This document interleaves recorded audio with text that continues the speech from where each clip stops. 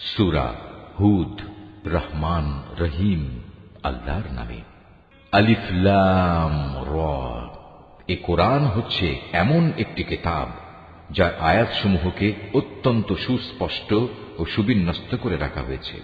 অতঃপর বর্ণনাসমূহ এখানে বিশদভাবে বলে দেয়া হয়েছে। এ কিতাব এক প্রজ্ঞাময় সর্বজ্ঞ সত্তার কাছ থেকেই তোমার কাছে এসেছে। এর বক্তব্য হচ্ছে, তোমরা আল্লাহ তাআলা ছাড়া আর কারো গোলামি করবে না, আর আমি তো তোমাদের জন্য তার কাছ থেকে আযাবের ভয় প্রদর্শনকারী ও জান্নাতের সুসংবাদ দানকারী মাত্র। এর উদ্দেশ্য হচ্ছে তোমরা যেন তোমাদের মালিকের দরবারে তোমাদের গুনাহ খাতার জন্য ক্ষমা চাইতে পারো, অতঃপর গুনাহ থেকে তওবা করে তাঁর দিকে ফিরে আসতে পারো। তাহলে তিনি তোমাদের একটি সুনির্দিষ্ট সময়সীমা পর্যন্ত উত্তম জীবন সামগ্রী দান করবেন এবং প্রতিটি মর্যাদাবান ব্যক্তিকে তার মর্যাদা অনুযায়ী পাওনা আদায় করে দেবেন। আর যদি তোমরা মুখ ফিরিয়ে নাও, তাহলে আমি অবশ্যই তোমাদের জন্য একটি কঠিন দিনের আযাবের ভয় করছি। কেননা এ জীবনের শেষে তোমাদের সবাইকে আল্লাহ তাআলার কাছেই ফিরে যেতে হবে এবং তিনি সর্ববিষয়ের উপর একক ক্ষমতাবান। সাবধান, এ নির্বোধ লোকেরা মনের কথা দিয়ে কিন্তু নিজেদের অন্তরসমূহকে ঢেকে রাখে, যেন আল্লাহর কাছ থেকে তা লুকিয়ে রাখতে পারে। কিন্তু এরা কি জানে না, যখন তারা কোনো কাপড় দিয়ে নিজেদের ঢেকে দেয়, তখন আল্লাহ তাআলা অবশ্যই জানেন তারা তার ভেতরে কোন বিষয় লুকিয়ে রাখছে আর কোন বিষয় তারা প্রকাশ করছে। অবশ্যই তিনি মনের ভেতরের সব কথা জানেন। জমিনের উপর বিচরণশীল এমন কোন জীব নেই যার রিজিক পৌঁছানোর দায়িত্ব আল্লাহর উপর নেই। তিনি যেমন তার আবাস সম্পর্কে অবহিত, তেমনি তার মৃত্যুর পর তাকে যেখানে সোপর্দ করা হবে তাও তিনি জানেন। এসব কথা একটি সুস্পষ্ট গ্রন্থে লিপিবদ্ধ আছে। আর তিনি আল্লাহ তাআলা, যিনি আসমান সমূহ ও জমিন 6 দিনের মধ্যে সৃষ্টি করেছেন। সে সময় তার আরশ ছিল পানির উপর। এ সৃষ্টি কৌশলের লক্ষ্য ছিল যেন তিনি এটা যাচাই করে নিতে পারেন তোমাদের মধ্যে কে তার আচার আচরণে সর্বোৎকৃষ্ট। হে নবী, আজ যদি তুমি এদের বলো মৃত্যুর পর তোমাদের অবশ্যই পুনরুত্থিত করা হবে, তাহলে যেসব মানুষ কুফরের রাস্তা গ্রহণ করেছে তারা সাথে সাথেই বলবে, এ কিতাব তো সুস্পষ্ট জাদু ছাড়া আর কিছুই নয়। আমি যদি নির্দিষ্ট একটা মেয়াদের জন্য তাদের এ আযাব তাদের কাছ থেকে সরিয়ে রাখি, তাহলে তামাশার ছলে ওরা বলবে, কোন জিনিস এখন এ আযাবকে আটকে রেখেছে? অথচ যেদিন এ আযাব তাদের উপর এসে পতিত হবে, সেদিন এ আযাব তাদের কাছ থেকে সরাবার কেউ থাকবে না। যে আযাব নিয়ে তারা হাসি বিদ্রুপ করছিল তা তাদের পরিবেষ্টন করে ফেলবে। আমি যদি মানুষকে একবার আমার রহমতের স্বাদ আস্বাদন করাই এবং পরে কোনো কারণে যদি তা তার কাছ থেকে ছিনিয়ে নিই, তাহলে সে নিরাশ ও অকৃতজ্ঞ হয়ে পড়ে। আবার কোনো দুঃখ দৈন্য তাকে স্পর্শ করার পর যদি তাকে আমি অনুগ্রহের স্বাদ ভোগ করাই, তখন সে বলতে শুরু করে, হ্যাঁ, এবার আমার সব বিপদ মুসিবত কেটে গেছে। আসলে সে অল্পতেই যেমন উৎফুল্ল হয়ে ওঠে, তেমনি সহজেই আবার অহংকারী হয়ে যায়। কিন্তু যারা পরম ধৈর্য ধারণ করে এবং নেক আমল করে, এরাই হচ্ছে সে সব লোক যাদের জন্য রয়েছে আল্লাহর ক্ষমা ও মহা পুরস্কার। হে নবী, কাফেররা মনে করে সম্ভবত তোমার কাছে যা ওহী নাজিল হয় তার কিয়দংশ তুমি ছেড়ে দাও এবং এ কারণে তোমার মনোকষ্ট হবে যখন তারা বলে বসবে, এ ব্যক্তির ওপর কোনো ধনভাণ্ডার অবতীর্ণ হল না কেন, কিংবা তার সাথে সাক্ষ্য দেওয়ার জন্য কোনো ফেরেশতা এলো না কেন। তুমি এতে মনক্ষুণ্ণ হও না। তুমি তো হচ্ছে পরকালের আযাবের ভয় প্রদর্শনকারী একজন রসুল মাত্র। যাবতীয় কাজকর্মের আসল কর্ম বিধায়ক তো হচ্ছেন স্বয়ং আল্লাহ তাআলা। অথবা এরা কি একথা বলে মুহাম্মদ নামের ব্যক্তি কোরআন নিজে নিজে রচনা করে নিয়েছে? হে নবী, তুমি তাদের বলো, তোমরা যদি তাই মনে করো তাহলে নিয়ে এসো এর অনুরূপ মাত্র 10টি স্বরচিত সূরা এবং আল্লাহ তাআলা ছাড়া অন্য যাদের তোমরা সাহায্যের জন্য ডাকতে পারো তাদের ডেকে নাও, যদি তোমরা তোমাদের দাবিতে সত্যবাদী হও। আর যদি তারা তোমাদের কথায় সাড়া না দেয়, তাহলে জেনে রেখো এটা কিতাব আল্লাহর জ্ঞান ও কুদরত দ্বারাই নাজিল করা হয়েছে। তিনি ব্যতীত আর কোনো মাবুদ নেই। বলো, এখন কি তোমরা ইসলাম গ্রহণ করবে? যদি কোনো ব্যক্তি শুধু এ পার্থিব জীবন ও তার প্রাচুর্য ভোগ করতে চায়, তাহলে আমি তাদের সবাইকে তাদের কর্মের প্রতিফল এ দুনিয়ার মধ্যেই যথাযথ আদায় করে দিই এবং সেখানে তাদের বৈষয়িক পাওনা কোনো অংশেই কম করা হবে না। আসলে এরাই হচ্ছে সেসব দুর্ভাগা লোক যাদের জন্য পরকালে জাহান্নামের আগুন ছাড়া আর কিছুই থাকবে না। দুনিয়ার জীবনে যেখানে যা কিছু তারা বানিয়েছে তা সব হবে বেকার, যা কিছু তারা দুনিয়ায় করে এসেছে তা সবই হবে নিরর্থক।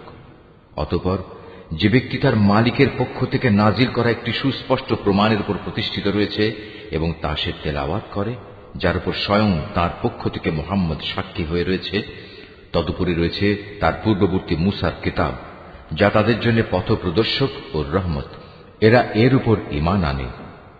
মানব দলের মধ্যে যে অতঃপর একে অস্বীকার করবে তার প্রতিশ্রুত স্থান হচ্ছে জাহান্নামের আগুন।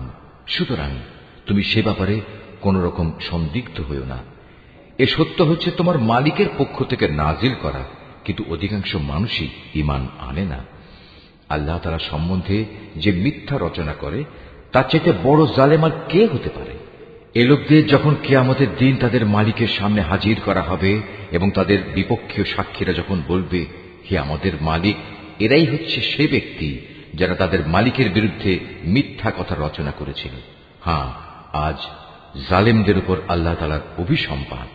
সে জালেমদের উপর আল্লাহর লানত যারা অন্য মানুষকে আল্লাহর পথ থেকে বিরত রাখে এবং আল্লাহর পথে দোষ ত্রুটি খুঁজে বেড়ায়। সর্বোপরি যারা শেষ বিচারের দিনকে অস্বীকার করে। এরা এই জমিনের বুকেও আল্লাহ তাআলাকে কখনো ব্যর্থ করে দিতে পারেনি, না আল্লাহর মোকাবেলায় তাদের সেখানে কোনো অভিভাবক ছিল। এদের জন্য আযাব হবে দ্বিগুণ। এরা কখনো দিন ঈমানের কথা শুনতে সক্ষম হতো না, না এরা সত্য দিন নিজেরা দেখতে পেত। এরাই হচ্ছে সেসব লোক যারা নিজেদের দারুণ ক্ষতি সাধন করল। দুনিয়ায় যত মিথ্যা তারা রচনা করেছিল, আখিরাতে তা সবই তাদের কাছ থেকে হারিয়ে যাবে। অবশ্যই এরা হবে আখিরাতে সর্বাধিক ক্ষতিগ্রস্ত মানুষ। পক্ষান্তরে যারা আল্লাহর উপর নিশ্চিত ঈমান এনেছে এবং নেক আমল করেছে, উপরন্তু নিজেদের মালিকের প্রতি সদা বিনয়াবনত থেকেছে, তারা হবে জান্নাতের বাসিন্দা। সেখানে তারা চিরকাল অবস্থান করবে। জাহান্নামী আর জান্নাতি এ দুটো দলের উদাহরণ হচ্ছে এমন, যেমন একদল হচ্ছে অন্ধ ও বধির, আর একদল হচ্ছে চক্ষুষ্মান ও শ্রবণ শক্তি সম্পন্ন। এ দুটো দল কি সমান? তোমরা কি এখনো শিক্ষা গ্রহণ করবে না? আমি অবশ্যই নূহকে তার জাতির কাছে পাঠিয়েছি। সে তাদের বলল, আমি হচ্ছি তোমাদের জন্য একজন সুস্পষ্ট সতর্ককারী। এ দাওয়াতের বক্তব্য হচ্ছে যেন তোমরা আল্লাহ তাআলা ছাড়া অন্য কারো ইবাদত না করো। আমি আশঙ্কা করছি তোমাদের উপর এক ভয়াবহ দিনের আযাব এসে পড়বে। অতঃপর তার জাতির নেতৃস্থানীয় লোকেরা, যারা আগে থেকেই কুফরির পথে চলে আসছিল, বলল, আমরা তো তোমার মধ্যে এর বাইরে কিছুই দেখতে পাচ্ছি না যে তুমি আমাদের মতোই একজন মানুষ। আমরা এও দেখতে পাচ্ছি না যে আমাদের মধ্যেকার কিছু নিম্ন স্তরের লোক ছাড়া কেউ তোমার অনুসরণ করছে, এবং তারাও তা করছে কিছু না বুঝে, শুধু ভাষা দৃষ্টি দিয়ে। আসলে আমরা আমাদের উপর তোমাদের জন্য তেমন কোনো মর্যাদাই দেখতে পাচ্ছি না। মূলত আমরা তোমাদের মনে করি তোমরা হচ্ছ মিথ্যাবাদী। সে বলল, হে আমার জাতি, তোমরা কি একথা ভেবে দেখেছ, আমি যদি আমার মালিকের পাঠানো একটি সুস্পষ্ট প্রমাণের উপর প্রতিষ্ঠিত থাকি, অতঃপর তিনি যদি আমাকে তার নবুয়তের বিশেষ রহমত দিয়ে ধন্য করে থাকেন, যা তোমাদের দৃষ্টির বাইরে রাখা হয়েছে, তাহলে সেই বিষয়টার ব্যাপারে আমি কি তোমাদের বাধ্য করতে পারি? অথচ তোমরা তা অপছন্দ করো। হে আমার জাতি, আমি যা কিছু তোমাদের বলছি এর উপর তোমাদের কাছ থেকে কোনো অর্থ সম্পদ চাই না। আমার বিনিময় তো আল্লাহ তাআলার কাছেই আছে, এবং যারাই আল্লাহর উপর ঈমান এনেছে, গরীব হওয়ার কারণে তাদের তাড়িয়ে দেওয়ার মানুষ আমি নই। কেননা তাদেরও একদিন তাদের মালিকের সাথে সাক্ষাৎ করতে হবে, এবং আমি তো তোমাদেরই দেখতে পাচ্ছি তোমরা সবাই হচ্ছ এক নিরেট অজ্ঞ সম্প্রদায়। হে আমার জাতি, আমি যদি তোমাদের কথায় গরীবদের তাড়িয়ে দেই, তাহলে এজন্য আল্লাহ তাআলার শাস্তি থেকে আমাকে কে বাঁচিয়ে দেবে? তোমরা কি অনুধাবন করতে পারছ না? আমি তো তোমাদের কখন এই কথা বলি না যে আমার কাছে আল্লাহর ধনভাণ্ডার আছে, না আমি গায়েবের কোনো খবর রাখি, না আমি একজন ফেরেশতা, না আমি সেসব লোকের ব্যাপারে যাদের তোমাদের দৃষ্টি হেয় করে দেখে। এটা বলতে পারি, আল্লাহ তাআলা কখনো তাদের কোনো কল্যাণ দান করবেন না। আল্লাহ তাআলা নিজেই তা ভালো জানেন। তাদের মনে যা কিছু লুকিয়ে আছে, আমি যদি এমন কিছু বলি, তাহলে সত্যি সত্যি আমি জালেমদের দলে শামিল হয়ে যাব। লোকেরা বলল, হে নূহ, এই বিষয়টা নিয়ে তুমি আমাদের সাথে বাক বিতণ্ডা করছো এবং বিতণ্ডা তুমি একটু অতি মাত্রাই করে ফেলেছ। তুমি যদি সত্যবাদী হও তাহলে সে আযাবের জিনিসটাই আমাদের জন্য নিয়ে এসো, যার ভয় তুমি আমাদের দেখাচ্ছ। সে বলল, তা তো আল্লাহ তাআলাই তোমাদের কাছে আনবেন যদি তিনি চান, আর তেমন কিছু হলে তোমরা কখনো তাকে ব্যর্থ করে দিতে পারবে না। আসলে তোমাদের জন্য আমার এই শুভ কামনা কোনো কাজেই আসবে না। আমি তোমাদের ভালো কামনা করলে তাও কার্যকর হবে না যদি আল্লাহ তাআলা তোমাদের গোমরা করে দিতে চান, কারণ তিনিই হচ্ছেন তোমাদের মালিক এবং তার কাছেই তোমাদের সবাইকে ফিরে যেতে হবে।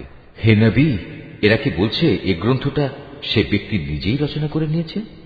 তুমি বলো, যদি আমি তা রচনা করে থাকি তাহলে এ অপরাধের দায়িত্ব আমার উপর।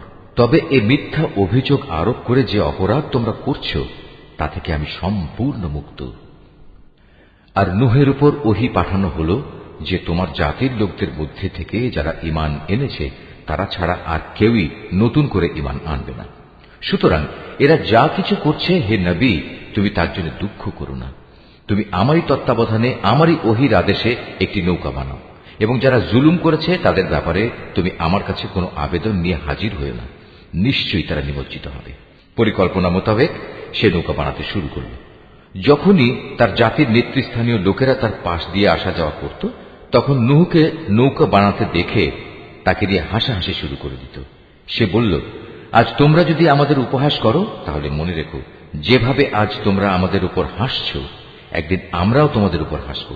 অচিরেই তোমরা জানতে পারবে কার উপর এমন আযাব আসবে যা তাকে দুনিয়াতে অপমানিত করবে এবং পরকালে কঠিন ও স্থায়ী আযাব কার জন্য নির্দিষ্ট। অবশেষে তাদের কাছে আযাব সম্পর্কিত আমার আদেশ এসে পৌঁছল এবং চুলো থেকে একদিন পানি উথলে উঠল।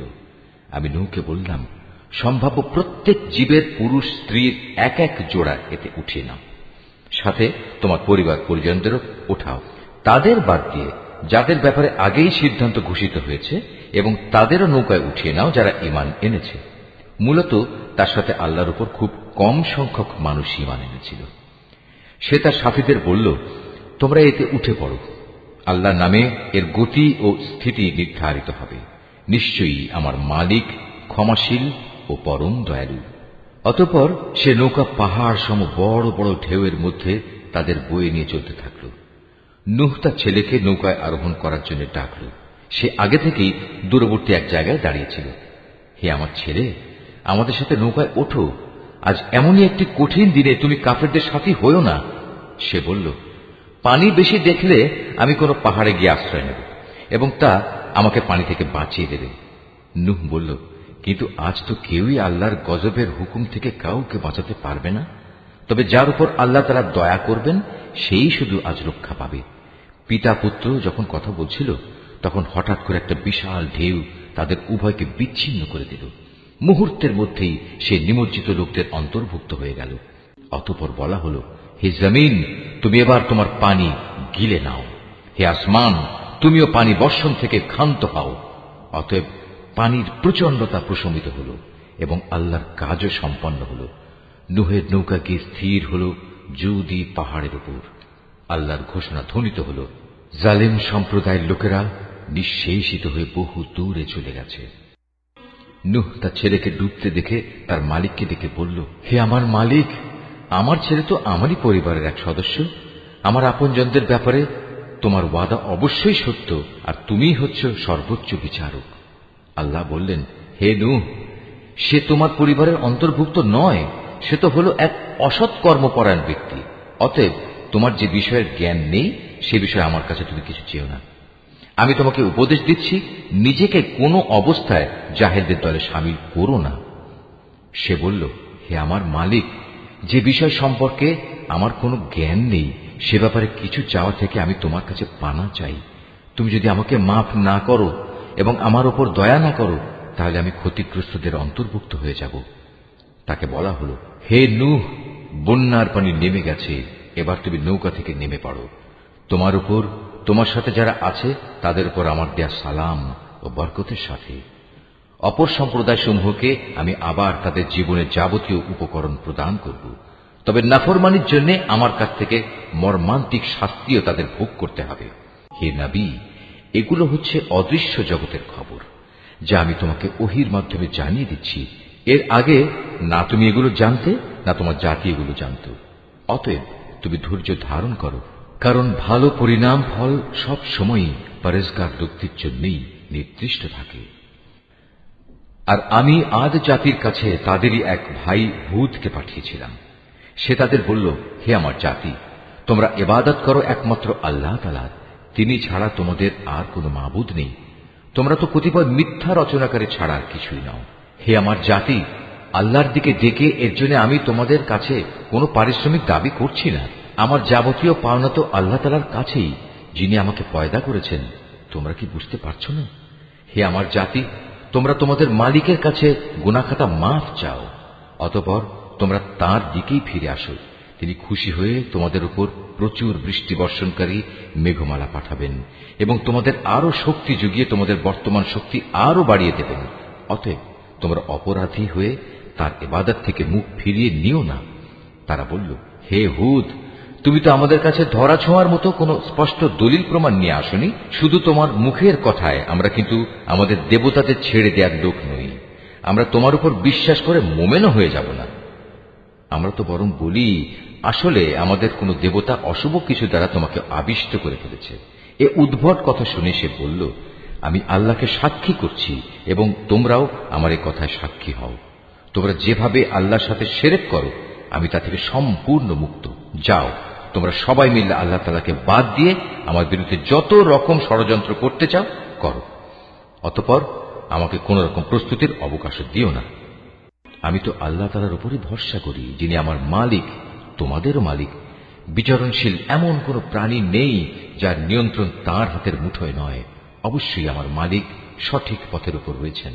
এ সত্ত্বেও যদি তোমরা মুখ ফিরিয়ে নাও, তাহলে জেনে রেখো, আমি যে পয়গাম তোমাদের কাছে পৌঁছে দেওয়ার জন্য প্রেরিত হয়েছিলাম তা আমি তোমাদের কাছে পৌঁছে দিয়েছি। অচিরেই আমার মালিক অন্য কোন জাতিকে তোমাদের স্থলাভিষিক্ত করবেন।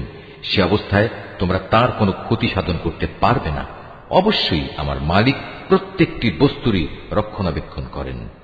অতঃপর যখন আমার আযাব সম্পর্কিত হুকুম এলো, তখন আমি হুদকে এবং তার সাথে যত ঈমানদার ছিল তাদের আমার রহমত দ্বারা আযাব থেকে বাঁচিয়ে দিয়েছি।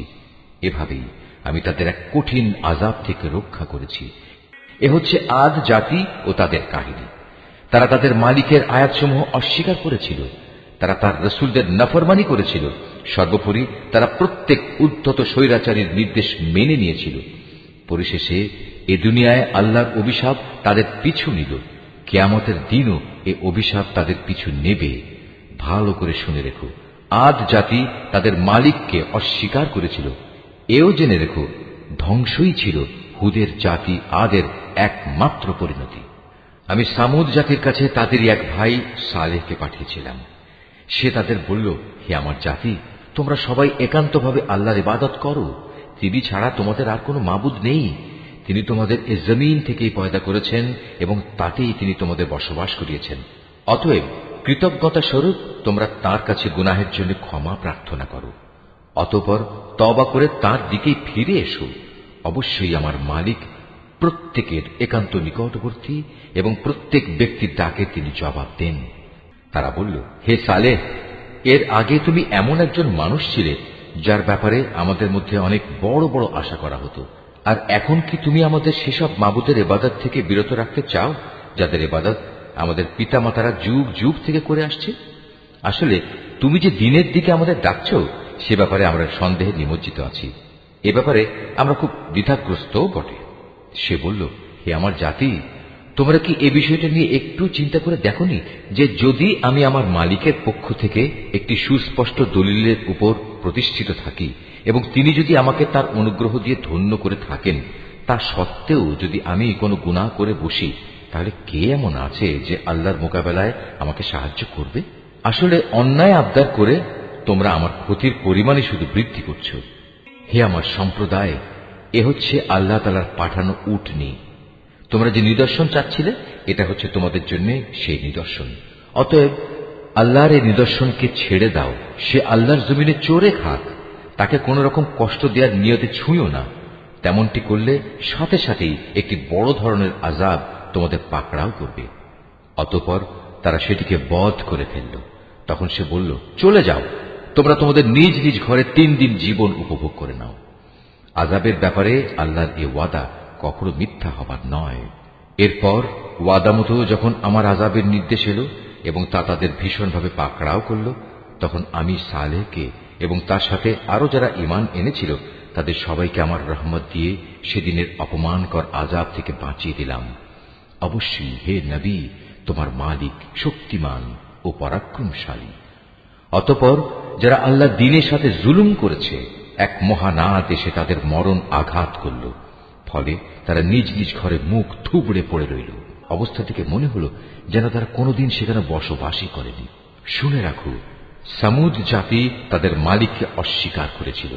আরো জেনে রেখো, নির্মম এক ধ্বংসই ছিল সামুদ জাতির জন্য নিকৃষ্ট পরিণাম। একদিন আমার পাঠানো ফেরেশতারা বিশেষ একটি সুসংবাদ নিয়ে ইব্রাহিমের কাছে এলো। তারা তার কাছে এসে বলল, তোমার উপর শান্তি বর্ষিত হোক। সেও জবাবে বলল, তোমাদের উপরও শান্তি বর্ষিত হোক। অতঃপর সে তাড়াহুড়ো করে এদের মেহমানদারির জন্য একটা ভুনা গোবৎস নিয়ে এলো। কিন্তু সে যখন দেখল তারা তার খাবারের দিকে হাত বাড়াচ্ছে না, তখন তাদের এই বিষয়টি তার কাছে খারাপ লাগলো এবং তাদের সম্পর্কে তার মনে একটা প্রচন্ড ভয়ের সৃষ্টি হল। তারা ইব্রাহিমকে বলল, আমাদের ব্যাপারে তুমি কোন রকম ভয় করো না, আমরা প্রেরিত হয়েছি লূতের জাতির প্রতি। আর ইব্রাহিমের স্ত্রী যে সেখানে দাঁড়িয়েছিল, এদের কথাবার্তা শুনে সে হাসল। অতঃপর আমি তাকে তার ছেলে ইসহাক ও তার পরবর্তী পৌত্র ইয়াকুবের জন্মের সুসংবাদ দিলাম। সে এটা শুনে বলল, কি আশ্চর্য, আমি কি করে সন্তান জন্ম দেব?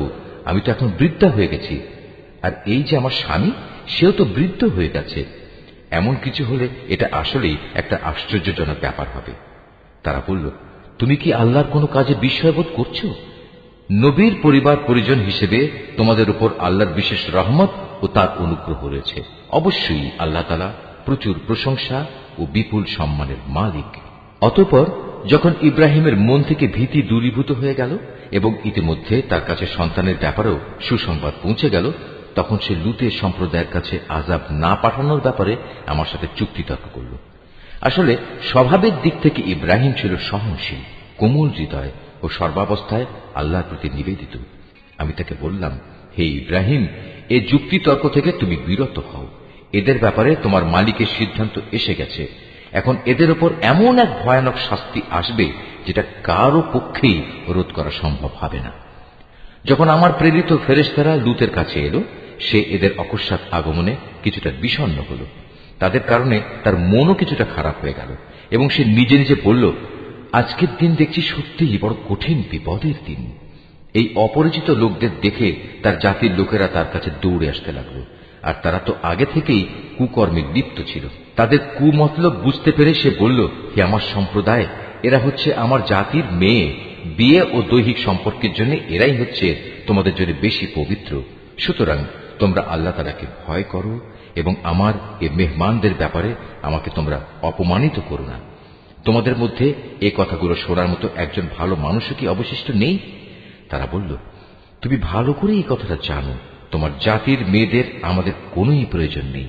তুমি জানো আমরা সত্যিকার অর্থে কি চাই। সে এদের অশালীন কথাবার্তা শুনে বলল, কত ভালো হতো যদি আজ তোমাদের উপর আমার কোনো ক্ষমতা চলত, কিংবা যদি তোমাদের মোকাবেলায় আমি কোনো একটি শক্তিশালী স্তম্ভের আশ্রয় গ্রহণ করতে পারতাম।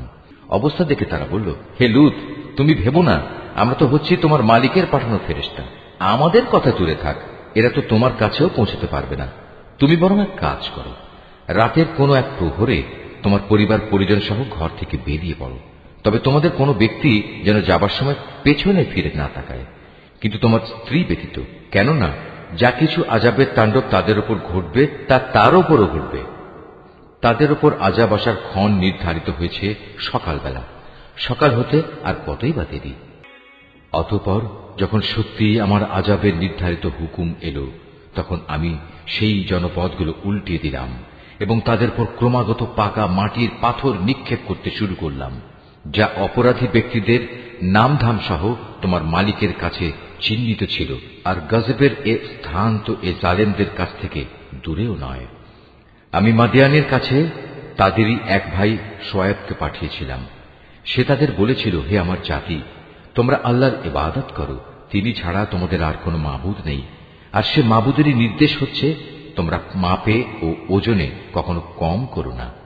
আমি তো তোমাদের অর্থনৈতিকভাবে খুব ভালো অবস্থায় দেখতে পাচ্ছি। এ সত্ত্বেও এমনটি করলে আমি কিন্তু তোমাদের জন্য এক সর্বগ্রাসী দিনের আযাবের আশঙ্কা করছি। হে আমার জাতি, তোমরা মাপ ও ওজনের কাজ ইনসাফের সাথে আঞ্জাম দেবে। লোকদের তাদের জিনিসপত্রে কম দিয়ে তাদের ক্ষতি করো না। মাপে তারতম্য করে জমিনে বিশৃঙ্খলা সৃষ্টি করো না। যদি তোমরা সঠিক অর্থে আল্লাহর উপর ঈমান এনে থাকো, তাহলে জেনে রেখো আল্লাহ তাআলা প্রদত্ত যে সম্পদ তোমাদের কাছে অবশিষ্ট থাকবে তাই তোমাদের জন্য উত্তম। আমার কাজ শুধু তোমাদের বলা, আমি তো তোমাদের উপর পাহারাদার নই। তারা বলল, হে শুআয়ব, তোমার নামাজ কি তোমাকে এই আদেশ দেয় যে আমরা আমাদের দেবতাদের ইবাদত ছেড়ে দেব, বিশেষ করে এমন সব দেবতাদের যাদের ইবাদত আমাদের পিতৃপুরুষরা করত? তোমার নামাজ কি তোমাকে এই আদেশ দেয় যে আমরা আমাদের ধন সম্পদ নিয়ে যা করতে চাই তা আর করতে পারবো না? আমরা জানি তুমি এক ধৈর্যশীল নেককার মানুষ। সে বলল, হে আমার জাতি, তোমরা কি কখনো এই কথা ভেবে দেখেছ, যদি আমি আমার মালিকের পাঠানো একটি সুস্পষ্ট দলিলের উপর প্রতিষ্ঠিত থাকি, অতঃপর তিনি যদি আমাকে তার কাছ থেকে উত্তম রিজিকের ব্যবস্থা করেন, তাহলে কি আমি তোমাদের তার পথে ডাকব না? আমি কখনো এটা চাই না যে কথা থেকে আমি তোমাদের বারণ করি নিজে তার বিরুদ্ধে চলব। আসলে আমি তো এর বাইরে আর কিছুই চাই না, যে যদ্দূর আমার পক্ষে সম্ভব আমি তোমাদের সংশোধন করে যাব। আমার পক্ষে যতটুকু কাজ আঞ্জাম দেয়া সম্ভব তা তো একান্তভাবে আল্লাহ তাআলার সাহায্য দ্বারাই সম্ভব। আমি তো সম্পূর্ণত তার উপরই নির্ভর করি এবং সব ব্যাপারে আমি তাঁরই দিকে ধাবিত হই। হে আমার জাতি, আমার বিরুদ্ধে তোমাদের জেদ এবং শত্রুতা যেন তোমাদের জন্য এমন এক আযাবজনিত বিষয়ের কারণ না হয়ে দাঁড়ায় যে তোমাদের উপরও সে ধরনের কিছু আপতিত হবে, যেমনটি নূহ কিংবা হুদ অথবা সালেহ জাতির উপর আপতিত হয়েছিল। আর লুতের সম্প্রদায়ের পাথর বর্ষণের সে স্থানটি তো তোমাদের থেকে খুব বেশি দূরেও নয়। তোমরা তোমাদের মালিকের কাছে নিজেদের গুনার জন্য ক্ষমা প্রার্থনা করো, অতঃপর তওবা করে তাঁর দিকেই ফিরে এসো। অবশ্যই আমার মালিক পরম দয়ালু ও স্নেহময়। তারা বলল, হে শুআয়ব, তুমি যে ভালো ভালো কথাবার্তা বলো তার অধিকাংশ কথাই আমাদের ঠিকমতো বুঝে আসে না। আসল কথা হচ্ছে, আমরা তোমাকে দেখতে পাচ্ছি তুমি আমাদের মাঝে খুবই দুর্বল। আমাদের মাঝে তোমার আপন গোত্রের লোক না থাকলে আমরা অবশ্যই তোমাকে পাথর নিক্ষেপ করে হত্যা করতাম। তাছাড়া তুমি তো আমাদের উপর খুব শক্তিশালীও নও যে অতঃপর আমাদের কাছ থেকে প্রতিশোধ নিতে পারবে। সে বলল, হে আমার জাতি, তোমাদের কাছে আমার গোত্রীয় ভাই বন্ধু কি আল্লাহ তাআলার চাইতে বেশি শক্তিশালী যে তোমরা ওদের দোহাই দিচ্ছ? আল্লাহ তাআলাকে কি তোমরা তোমাদের পেছনে ফেলে রাখলে? জেনে রেখো, তোমরা এখন যা কিছু করছো আমার মালিকের জ্ঞানের পরিধি দ্বারা তা পরিবেষ্টিত হয়ে আছে। হে আমার সম্প্রদায়, তোমরা তোমাদের জায়গায় যা কিছু করতে চাও করে যাও, আমিও আমার জায়গায় যা করার করে যাব। অচিরেই তোমরা একথা জানতে পারবে কার উপর এমন আযাব আসবে যা তাকে অপমানিত করে ছাড়বে, আর কে মিথ্যাবাদী তাও তখন জানা যাবে। অতএব তোমরা সেদিনের প্রতীক্ষা করো, আমিও তোমাদের সাথে প্রতীক্ষা করব। পরিশেষে যখন আমার আযাবের সিদ্ধান্ত এলো, তখন আমি শুআয়বকে এবং তার সাথে যে কয়জন মানুষ ঈমান এনেছিল তাদের সবাইকে আমার নিজস্ব রহমত দ্বারা প্রলয়ঙ্কারী আযাব থেকে বাঁচিয়ে দিলাম। অতঃপর যারা আল্লাহর সাথে জুলুম করেছে সেদিন তাদের উপর মহানাদ আঘাত করল, ফলে মুহূর্তের মাঝেই তারা নিজেদের ঘরে এদিক সেদিকে উপুড় হয়ে পড়ে রইল। অবস্থা এমন হল যেন সে জনপদে কখনো তারা কোনো প্রাচুর্যই অর্জন করেনি। শুনে রেখো, এ ধ্বংসই ছিল মাদিয়ানের চূড়ান্ত পরিণাম, ঠিক যেমন ধ্বংসকর পরিণাম হয়েছিল তার পূর্ববর্তী সম্প্রদায় সামুদের। আমি মূসাকে তার জাতির কাছে আমার নিদর্শন সমূহ ও নবুয়তের সুস্পষ্ট দলিল সহ পাঠিয়েছিলাম। তাকে আমি পাঠিয়েছিলাম ফেরাউন ও তার পারিষদবর্গের কাছে, কিন্তু তারা সর্বদা ফেরাউনের কথাই মেনে চলত। অথচ ফেরাউনের কোনো কাজ ও কথাই সঠিক ছিল না। কিয়ামতের দিন সে তার দণ্ডপ্রাপ্ত জাতির আগে আগে থাকবে, অতঃপর সে তাদের জাহান্নামের আগুন পর্যন্ত নেতৃত্ব দিয়ে নিয়ে যাবে। কত নিকৃষ্ট সে জায়গা যেখানে তাদের নেতৃত্ব দিয়ে নিয়ে যাবে। এ দুনিয়াতে আল্লাহর অভিশাপ তাদের পেছনে ধাবিত করা হল, আবার কিয়ামতের দিনও তারা কঠিন আযাবে নিমজ্জিত হবে। কত নিকৃষ্ট এ পুরস্কার যা তাদের সেদিন দেয়া হবে। হে নবী, এ হচ্ছে ধ্বংসপ্রাপ্ত কতিপয় জনপদের কাহিনী, যা আমি তোমার কাছে বর্ণনা করছি। এদের ধ্বংসাবশেষের কিছু তো এখানে সেখানে এখনো বিদ্যমান রয়েছে, অনেক কিছু আবার কালের গর্ভে বিলীন হয়ে গেছে। এ আযাব পাঠিয়ে আমি কিন্তু তাদের উপর জুলুম করিনি, জুলুম তো বরং তারা নিজেরাই নিজেদের উপর করেছে। যখন সত্যি সত্যি তোমার মালিকের আযাব তাদের উপর নাজিল হয়েছে, তখন তাদের সেসব দেবতা তাদের কোনো কাজেই আসেনি, যাদের তারা আল্লাহর বদলে ডাকত, বরং তারা তাদের ধ্বংস ছাড়া অন্য কিছুই বৃদ্ধি করতে পারেনি। হে নবী, তোমার মালিক যখন কোন জনপদকে তাদের অধিবাসীদের জুলুমের কারণে পাকড়াও করেন, তখন তার পাকড়াও এমনই হয়, আল্লাহ তাআলার পাকড়াও অত্যন্ত কঠোর, অত্যন্ত ভয়ঙ্কর। এই কাহিনীগুলোর মাঝে তার জন্য সত্য জানার প্রচুর নিদর্শন মজুদ রয়েছে। যে ব্যক্তি পরকালের আযাবকে ভয় করে, সেদিন হবে সমস্ত মানুষদের একত্রিত করার দিন, উপরন্তু সেটা সবাইকে উপস্থিত করার দিনও বটে। আমি সেদিনটি একটি সুনির্দিষ্ট সময়ের জন্য মুলতবি করে রেখে দিয়েছি। সেদিন যখন আসবে, তখন কেউ আল্লাহর অনুমতি ব্যতি রেখে কোনো কথা বলবে না। অতঃপর মানুষরা দুদলে বিভক্ত হয়ে যাবে, তাদের মধ্যে কিছু থাকবে হতভাগ্য আর কিছু থাকবে ভাগ্যবান। অতঃপর যারা হবে হতভাগ্য পাপী, তারা থাকবে জাহান্নামের আগুনে। সেখানে তাদের জন্য থাকবে আযাবের ভয়াবহ চিৎকার ও যন্ত্রণার ভয়াল আর্তনাদ। তারা সেখানে থাকবে চিরকাল, যতক্ষণ পর্যন্ত আসমান সমূহ ও জমিন বিদ্যমান থাকবে।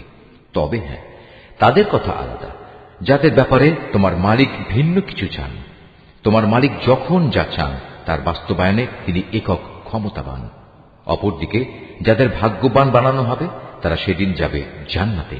সেখানে তারা চিরদিন থাকবে, যতদিন পর্যন্ত আসমান সমূহ ও জমিন বিদ্যমান থাকবে। তবে তার কথা আলাদা, যা তোমার মালিক ইচ্ছা করেন। আর এ জান্নাত হবে এক নিরবচ্ছিন্ন পুরস্কার, যা কোনো দিনই শেষ হবে না। সুতরাং হে নবী, যে ব্যক্তি আল্লাহ তাআলা ছাড়া এসব কিছুর গোলামি করে, তাদের শাস্তির ব্যাপারে তুমি কখনো সন্দিগ্ধ হও না। আসলে ওদের পিতৃপুরুষরা আগে যাদের বন্দেগী করত, এরাও তাদেরই বন্দেগী করে। আমি এদের এ জঘন্য অপরাধের পাওনা পুরোপুরি আদায় করে দেব, বিন্দু মাত্র কম করা হবে না। হে নবী, আমি মুসাকেও কিতাব দিয়েছিলাম, অতঃপর বনী ইসরাইলের তরফ থেকে সে কিতাবেও নানা রকম মতবিরোধ সৃষ্টি করা হয়েছিল। আসলে তোমার মালিকের পক্ষ থেকে এ বিদ্রোহীদের ব্যাপারে যদি আগে থেকেই এ কথার ঘোষণা না করে রাখা হতো যে এদের বিচার পরকালই হবে, তাহলে কবেই এদের ব্যাপারে দুনিয়ায় গজবের সিদ্ধান্ত এসে যেত। মূলত এরা এই গ্রন্থের ব্যাপারে বিভ্রান্তিকর সন্দেহে নিমজ্জিত আছে।